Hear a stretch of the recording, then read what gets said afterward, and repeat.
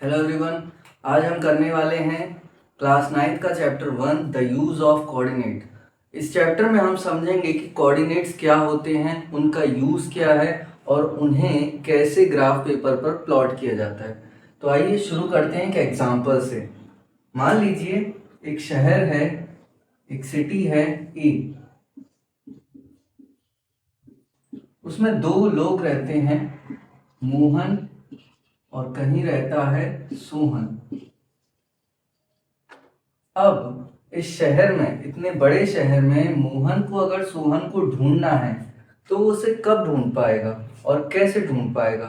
तो इस चीज के लिए मोहन को जरूरत पड़ेगी सोहन के एड्रेस की और उसके किसी लैंडमार्क की जो उसके घर के आसपास हो, तभी मोहन सोहन को ढूंढ सकता है। इसी तरीके से मैथमेटिक्स की भाषा में कोऑर्डिनेट भी किसी पॉइंट का क्या होते हैं, एड्रेस, जो उस पॉइंट की एग्जैक्ट लोकेशन को बताते हैं। तो मैथमेटिक्स में कोऑर्डिनेट्स वही काम करते हैं जो रियल लाइफ में एड्रेस करता है, पॉइंट की वो एग्जैक्ट लोकेशन, पॉइंट की एग्जैक्ट लोकेशन बताने का। के लिए हम एक लाइन ड्रॉ करते हैं, एक हॉरिजॉन्टल लाइन जिसे हम कहेंगे एक्स एक्सिस, और इसी के परपेंडिकुलर एक दूसरी वर्टिकल लाइन खींचेंगे जिसे हम कहेंगे वाई एक्सिस। इन दोनों के पॉइंट ऑफ इंटरसेक्शन पर बनता है ओरिजिन। अब जैसे हम नंबर लाइन पर नंबर्स को मार्क करते हैं, सेम उसी तरीके से हम एक्स एक्सिस और वाई एक्सिस पर नंबर्स को मार्क करेंगे।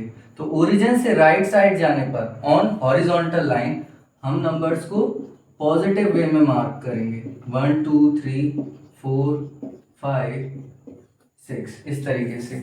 एंड लेफ्ट साइड जाने पर निगेटिव में मार्किंग करेंगे, कुछ इस तरीके से। सेम इसी तरीके से y एक्सिस पर अपवर्ड जाने पर पॉजिटिव एंड डाउनवर्ड जाने पर निगेटिव में मार्किंग करेंगे, और ये सारी डिस्टेंस इक्वल डिस्टेंसेस पर होनी चाहिए। ठीक है।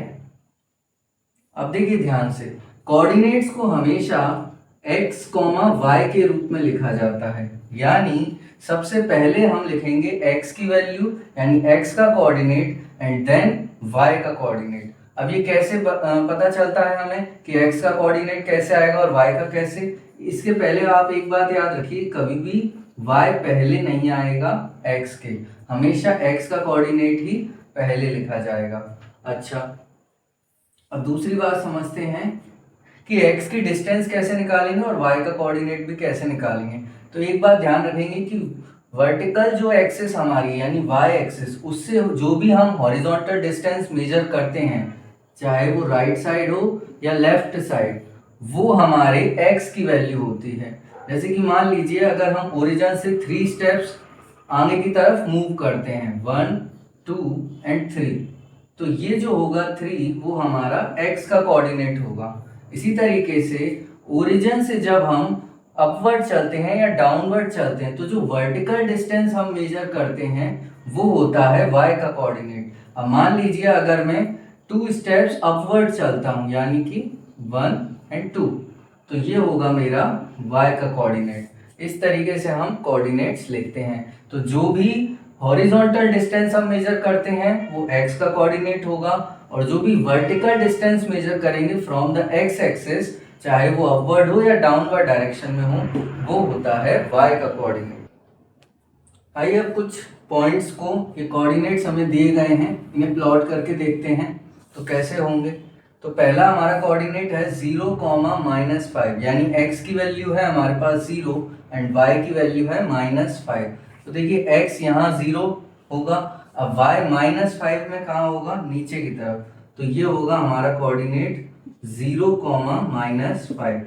यानी यहाँ पर x की वैल्यू 0 है, इसका मतलब जो ये पॉइंट है वो कहाँ लाई कर रहा है, y एक्सिस पर लाई कर रहा है। इसी तरीके से दूसरा पॉइंट है -3, -2, यानी x की वैल्यू -3, तो वो ये रही, और y की वैल्यू -2, तो ये पॉइंट होगा हमारा यहाँ पर। ये पॉइंट हमारा यहाँ लाई कर रहा होगा, -3, -2। इसी तरीके से थर्ड पॉइंट देखते हैं, 5, -4। x की वैल्यू है हमारे पास 5 एंड y की वैल्यू -4। तो x ये रहा हमारा, और यहाँ से जब हम एक डॉटेड लाइन ड्रॉ करेंगे तो हमारा पॉइंट आएगा यहाँ पर, यहाँ कहीं 5, -4। ठीक है, इसको क्लियर कर देते हैं थोड़ा। अब हमारे पास एक लास्ट पॉइंट है 4, 0, जहां पर x की वैल्यू है 4 एंड y की वैल्यू है 0। इसका मतलब ये पॉइंट कहाँ लाई कर रहा होगा, ये पॉइंट लाई कर रहा होगा x एक्सिस पर, क्योंकि इसमें y की वैल्यू क्या है, 0 है। तो ये पॉइंट होगा यहाँ 4, 0, ये पॉइंट x एक्सिस पर लाई करेगा। अब ये दोनों एक्सिस जब इंटरसेक्ट करती हैं तो इस पूरे प्लेन को, जिसे हम कार्टेशियन प्लेन कहते हैं, उसे टोटल 4 पार्ट्स में डिवाइड करती हैं, जिन्हें नाम दिया गया क्वाड्रेंट्स। तो ये होता है हमारा फर्स्ट क्वाड्रेंट, इसी तरीके से ये होता है सेकंड क्वाड्रेंट, ये थर्ड क्वाड्रेंट, और ये लास्ट वन होता है फोर्थ क्वाड्रेंट। अब इनमें क्या खास है, आइए वो जानते हैं। तो देखिए फर्स्ट क्वाड्रेंट में x की जो वैल्यू है वो भी होती है पॉजिटिव, और y की जो वैल्यू है, यानी y में हम ओरिजिन से ऊपर की तरफ मूव कर रहे हैं, तो y की वैल्यू भी क्या होती है, पॉजिटिव। तो यहाँ पर x और y दोनों की वैल्यू क्या रहेंगी, पॉजिटिव। इसी तरीके से जब सेकंड क्वाड्रेंट की बात करेंगे तो यहाँ पर x की वैल्यू जो है वो निगेटिव होती है, और y की वैल्यू क्या होती है, पॉजिटिव। थर्ड क्वाड्रेंट में देखेंगे तो x भी निगेटिव है और y भी निगेटिव, तो यहाँ दोनों ही वैल्यूज निगेटिव होंगी। एंड लास्ट में फोर्थ क्वाड्रेंट को देखेंगे तो x अगेन पॉजिटिव हो जाएगा एंड y निगेटिव रहेगा। अब ये हमारे पास कुछ क्वेश्चन लिखे हुए हैं, तो हमें इनमें देखना है कि ये कोऑर्डिनेट्स कौन से क्वाड्रेंट में लाई करते हैं। तो हमारा पहला कोऑर्डिनेट है 3, 5, जो कि दोनों ही पॉजिटिव है। तो अब देखिए फर्स्ट क्वाड्रेंट में दोनों पॉजिटिव होते हैं, सेकंड में पहला निगेटिव दूसरा पॉजिटिव, थर्ड में दोनों निगेटिव, एंड फोर्थ में फर्स्ट पॉजिटिव यानी x पॉजिटिव और y निगेटिव होता है। तो ये जो कोऑर्डिनेट है वो कहाँ लाई कर रहा है, वो होता है फर्स्ट क्वाड्रेंट में। इसी तरीके से जब x और y दोनों निगेटिव हों तो ये लाई करता है थर्ड क्वाड्रेंट में।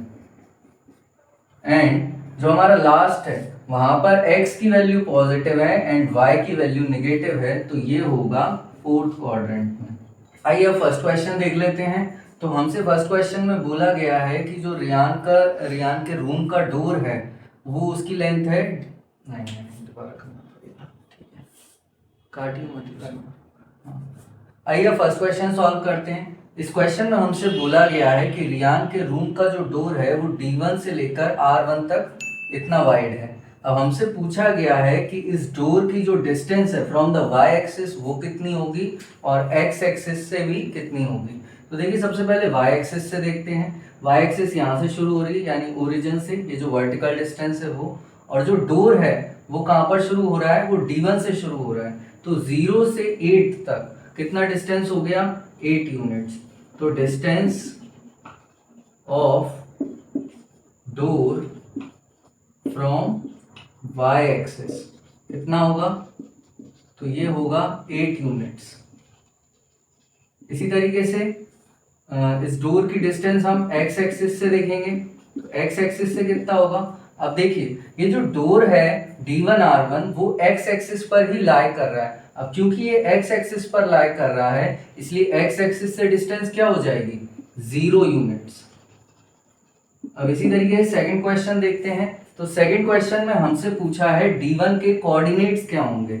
तो D1 के कोऑर्डिनेट्स कैसे बताएंगे, पहले x बताएंगे, x कितना होगा। तो देखिए हॉरिजॉन्टली जो ओरिजिन से देखें तो D1 आता है 8 पर, तो x हो जाएगा 8। अब क्योंकि इसमें वर्टिकल डिस्टेंस है ही नहीं, क्योंकि ये पॉइंट जो है या ये जो डोर है वो कहाँ लाई कर रहा है, वो लाई कर रहा है x एक्सिस पर, इसलिए y की जो वैल्यू होगी यानी वर्टिकल डिस्टेंस जो होगी वो क्या हो जाएगी, 0। तो हमारे पास D1 के कोऑर्डिनेट्स क्या आएंगे, 8, 0। चलिए अब थर्ड क्वेश्चन देखते हैं। तो इस क्वेश्चन में हमें D1 के कोऑर्डिनेट हम निकाल चुके हैं जो कि है 8,0। R1 के कोऑर्डिनेट हमें गिवन है जो कि है 11.5,0। हमसे पूछा गया है इस क्वेश्चन में कि जो डोर है D1 R1 उसकी विड्थ क्या होगी।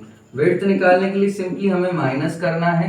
तो 11.5 में से माइनस करेंगे 8 को, तो हमारे पास आएगा 3.5 यूनिट्स और ये हो जाएगा हमारा आंसर।